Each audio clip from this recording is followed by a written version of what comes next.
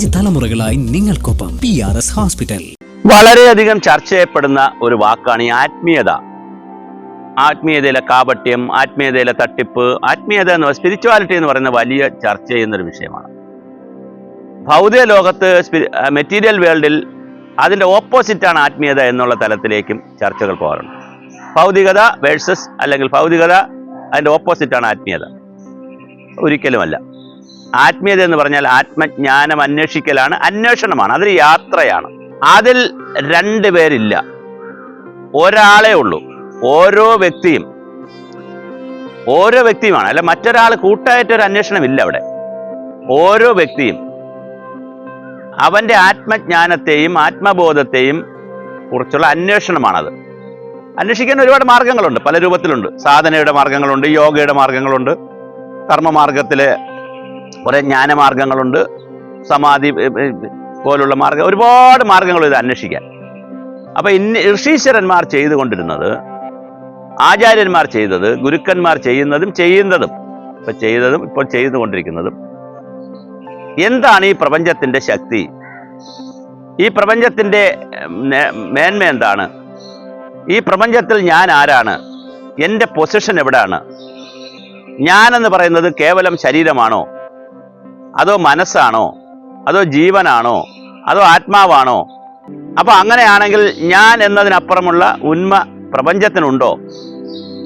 പ്രപഞ്ചത്തിൻ്റെ സ്വത്വം എന്താണ്? അത് കേവലം ഒരു ബോധമാണോ, കേവലം ഒരു അഭിപ്രായമാണോ, ഒരു എന്താണ് ഈ സംവിധാനം എന്നുള്ള അന്വേഷണമാണ്. അന്വേഷിക്കുന്നവരെല്ലാം ആത്മനിഷ്ഠാപരമായ അന്വേഷണമാണ് നടത്തുന്നത്, വിഷയാധിഷ്ഠിതമായ അന്വേഷണമാണ് നടത്തുന്നത്. അത് ചിലപ്പോൾ പലർക്കും 1 ജന്മം കൊണ്ടോ 2 ജന്മം കൊണ്ടോ ചിലപ്പോൾ തീരണമെന്നില്ല.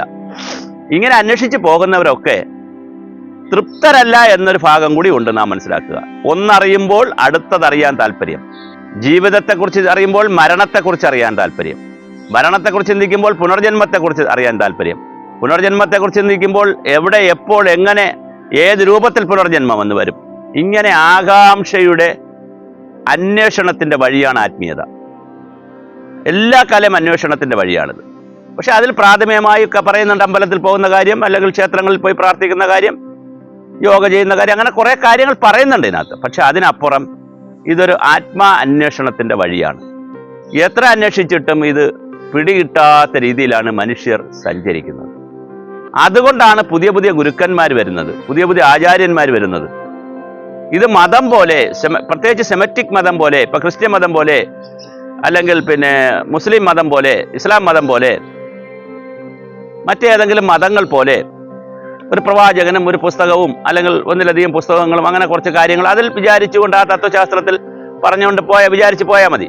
ഇപ്പോൾ മാർക്സിസ്റ്റുകാർ കാറൽ മാർക്സ് എഴുതിയ മൂലധനത്തിൽ വിശ്വസിച്ച് പോകുന്ന പോലെ, ദാസ് ക്യാപിറ്റലിലൊക്കെ വിശ്വസിച്ച് പോകുന്ന പോലെ അങ്ങനെ പോയാൽ മതി. പക്ഷെ ഇവിടുത്തെ തലം അതല്ല. ഇത് ആത്മാന്വേഷണത്തിൻ്റെ തലമാണ്. അത് വ്യക്തിപരമായി ഓരോരുത്തരും ചെയ്യേണ്ടതാണ്. അതിന് ചില സൂചകങ്ങൾ കിട്ടും, ചില സൂചകങ്ങളുണ്ട്. ഇങ്ങനെ ഇരിക്കൂ, അങ്ങനെ ചെയ്യൂ, അത് ചെയ്യൂ, പിന്നെ സൂചകങ്ങളുണ്ട്. പക്ഷെ ബാക്കിയെല്ലാം അവനവൻ അന്വേഷിച്ച് കണ്ടെത്തേണ്ടതാണ് എന്നുള്ളതാണ് ഈ ഭാരതത്തിലെ ആത്മീയതയുടെ സവിശേഷത. അതുകൊണ്ട് തന്നെ അത് മറ്റൊരാളിനെ പഠിപ്പിക്കാനുള്ള സിലബസ് ഒന്നും ഇവിടെ ഇല്ല. എങ്ങനെയാണ് ഞാൻ രുചിച്ചറിഞ്ഞ ഐസ്ക്രീമിൻ്റെ രുചി, അതേപോലത്തെ ഐസ്ക്രീം നിങ്ങൾ കുടിക്കുമ്പോൾ നിങ്ങൾക്കും ആ രുചി തോന്നണം എന്ന് എങ്ങനെയാണ് പറയാൻ കഴിയുക? ഓരോരുത്തരും കഴിക്കുന്ന ആഹാരം, ധരിക്കുന്ന വസ്ത്രം എല്ലാം അവനവൻ്റെ മാനസിക നില അനുസരിച്ച്, ശാരീരിക അവസ്ഥ അനുസരിച്ചാണ് അവരവർക്ക് അനുഭവവേദ്യമാകുന്നത്. ആത്മീയത അങ്ങനെയാണ്, ദൈവം അങ്ങനെയാണ്. ഓരോരുത്തർക്കും അനുഭവബാധ്യമാകുന്നത് പല രൂപത്തിലാണ്. ഇതിനൊരു നിയതമായ കൃത്യമായ രൂപമല്ല. ഈ വിഗ്രഹമാണ് ദൈവം, ഈ വിഗ്രഹമാണ് ആത്മീയത, അല്ലെങ്കിൽ അങ്ങനെ ഇല്ല. അതുകൊണ്ടാണ് ആളുകൾ ഒരുപാട് അമ്പലങ്ങളിൽ പോകുന്നത്. ഗ്രാമദേവതയും കുലദേവതയും ഇഷ്ടദേവതയൊക്കെ വന്നതിൻ്റെ കൺസെപ്റ്റ് അതാണ്. അപ്പം അതുകൊണ്ട് ആത്മീയത എന്ന് പറയുന്നത് ഒരാളിന് അനുഭവപ്പെടുന്നതല്ല മറ്റൊരാളിന് അനുഭവപ്പെടുന്നത്. അത് ആത്മജ്ഞാനത്തിൻ്റെതാണ്, ആത്മനിഷ്ഠയുടേതാണ്, ഓരോരുത്തരുടെയും ചിന്താ പദ്ധതികളുമായിട്ടിരിക്കുന്നതാണ്. അതുകൊണ്ട് തന്നെയാണ് പറയുന്നത്, നിങ്ങൾ അന്വേഷിച്ച് കണ്ടെത്തുക, നിങ്ങൾ മനസ്സുകൊണ്ട് യാത്ര ചെയ്ത് ഇത് കണ്ടെത്തുക, ഈ ബോധത്തിലേക്ക് നിങ്ങൾ വരിക. ഞാൻ ആരാണ്, എൻ്റെ സ്വത്വം എന്താണ്, ഞാനും പ്രപഞ്ചവുമായുള്ള ബന്ധം എന്താണ്, അതിൽ എൻ്റെ പൊസിഷൻ എവിടാണ്, എന്തുകൊണ്ടാണ് എൻ്റെ ശരീരമൊക്കെ നിർമ്മിച്ചിരിക്കുന്നത്, തയ്യാറാക്കപ്പെട്ടിരിക്കുന്നത്, എവിടെയായിരുന്നു ഞാൻ കഴിഞ്ഞ ജന്മങ്ങളിൽ, കഴിഞ്ഞ കാലങ്ങളിൽ, എന്തായിരുന്നു ഇക്കാലങ്ങളിൽ എൻ്റെ സ്ഥിതി എന്നുള്ള ഓരോ കാര്യങ്ങളെക്കുറിച്ചുമുള്ള വലിയ അന്വേഷണമാണ് ആത്മീയതയിൽ നടക്കുന്നത്. ഈ അന്വേഷണം നടത്തിയവരാരും തന്നെ സമ്പൂർണമായി തൃപ്തരായ ഞാൻ കണ്ടുപിടിച്ചു, ആത്മീയത എന്താണെന്ന് കണ്ടുപിടിച്ചു, അല്ലെങ്കിൽ ദൈവം എവിടെ ഇരിക്കുന്നു എന്നൊക്കെ കണ്ടുപിടിച്ചതാ ഇവിടെ ഇരിക്കുന്നു എന്ന് പറയാൻ കഴിയില്ല. കാരണം അറിവിൻ്റെ ജ്ഞാനമണ്ഡലത്തിൻ്റെ ഏറ്റവും വലിയൊരു പ്രത്യേകത അത് സാഗരം പോലെയാണ്. പ്രത്യേകിച്ച് ഭാരതത്തിലെ ആത്മീയത വലിയ സാഗരം പോലെയാണ്. അത് ഒന്നറിഞ്ഞ് തൊട്ട് പോയി വലിയ രൂപത്തിലേക്ക് വലുതിലേക്ക് പോകുന്ന ഒരു കാഴ്ചപ്പാടാണുള്ളത്. അപ്പോൾ ആ കാഴ്ചപ്പാടുള്ളൊരു ആത്മീയതയുടെ രംഗത്ത് കേവലം ഭൗതികമായി മാത്രം നമുക്ക് കാണാനോ നമുക്കങ്ങനെ തൊട്ടറിയാനോ അനുഭവിക്കാനോ കഴിയുന്നതല്ല. ഇതിൻ്റെ തലം കുറച്ചുകൂടി ആഴത്തിലുള്ളതാണ്. അങ്ങനെ ആഴത്തിലുള്ള ഇതിൻ്റെ തലം മനസ്സിലാക്കണമെങ്കിൽ ആദ്യം ആ വഴിയിലെത്തണം. അത് വളരെ പ്രധാനപ്പെട്ട കാര്യമാണ്. എല്ലാവർക്കും അങ്ങനെ കഴിയണമെന്ന് നിർബന്ധമില്ല. കാരണം ഈ ഭൗതിക ജീവിതത്തിൻ്റെ തേരോട്ടത്തിനിടയിൽ എല്ലാവരും അവിടെ എത്തണമെന്നില്ല, എത്തിയവരെല്ലാം അത് വിജയിക്കണമെന്നുമില്ല. പക്ഷേ ഇത് ആത്മനിഷ്ഠാപരമായ വിഷയങ്ങളെ അധിഷ്ഠിതമാക്കിയിട്ടുള്ള ഓരോ ആളുകളെയും വ്യക്തിപരമായി സ്വാധീനിക്കുന്ന വ്യക്തിപരമായ ഒരു അന്വേഷണ വിഷയമാണ് ആത്മീയത. ആ നിലയിൽ ഇതിനെ ചിന്തിക്കുകയും ആ നിലയിൽ ഇതിനെ സമീപിക്കുകയും ചെയ്താൽ മാത്രമേ ഭാരതത്തിലെ ആത്മീയതയുടെ അന്തസത്ത മനസ്സിലാക്കാൻ കഴിയുകയുള്ളൂ. അതാണ് ഭാരതം ലോകത്തിനോട് വച്ചിരിക്കുന്ന കാഴ്ചപ്പാട്. ഇതും മതവുമായിട്ടൊന്നും വലിയ ബന്ധമില്ല, ഒരു ബന്ധമില്ലെന്ന് പറയാനാണ് എനിക്കിഷ്ടം.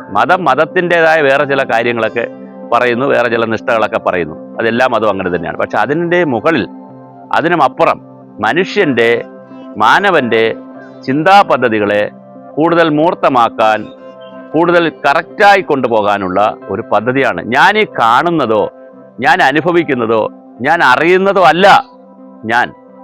അതിനപ്പുറമുള്ള ഒരു വ്യക്തിത്വം, എന്താ പറയുക, ഒരു സവിശേഷത എന്നിലുണ്ട് അല്ലെങ്കിൽ ഉണ്ടോ എന്നുള്ള അന്വേഷണമാണ് ആത്മീയത. അങ്ങനെ മനസ്സിലാക്കുമ്പോൾ കേവലം ഇവിടെ വന്ന് ജനിച്ച് 10-80 വർഷം ജീവിച്ച് 80 ടൺ ഭക്ഷണം കഴിച്ച് കുറേ യാത്ര ചെയ്ത് കുറേ വീടുകൾ വെച്ച് കാറ് വാങ്ങി കുറേ സുഖസൗകര്യങ്ങൾ അനുഭവിച്ച് പോകുന്ന ഇതിനപ്പുറം എന്താണുള്ളത് എന്നുള്ള അന്വേഷണമാണ്. ആ അന്വേഷണം ചിലപ്പോൾ പലതും ഉപേക്ഷിച്ചിട്ടായിരിക്കും. അങ്ങനെയാണ് സന്യാസിമാരും സ്വാമിമാരൊക്കെ ഉണ്ടാകുന്നത്. ചിലപ്പോൾ ബ്രഹ്മചര്യത്തോടു കൂടിയായിരിക്കും അന്വേഷിക്കുന്നത്, ചിലപ്പോൾ കുടുംബം ഉപേക്ഷിച്ചിട്ടായിരിക്കും, ചിലരാണെങ്കിൽ ഗൃഹസ്ഥാശ്രമവും വാനപ്രസ്ഥവും എല്ലാം കഴിഞ്ഞ് സന്യാസത്തിലേക്ക് പോയിട്ടായിരിക്കും, ചിലർ നേരിട്ട് സന്യാസത്തിലേക്ക് പോയിട്ടായിരിക്കും, ചിലർ തപസ് കൊണ്ടായിരിക്കും, ചിലർ സാധന കൊണ്ടായിരിക്കും, ചിലർ യോഗ കൊണ്ടായിരിക്കും, ചിലർ സമാധി അവസ്ഥയിലെത്തുന്ന രീതിയിലായിരിക്കും. പല രൂപത്തിലാണ് ഈ അന്വേഷണത്തിൻ്റെ വഴിയിലെത്തുന്നത്. അങ്ങനെ ഏത് അന്വേഷണ വഴിയിലൂടെ എത്തിയാലും അന്വേഷിക്കുക എന്നുള്ള അന്വേഷകയാണ് ആത്മീയതയുടെ ഏറ്റവും ബാലപാഠം.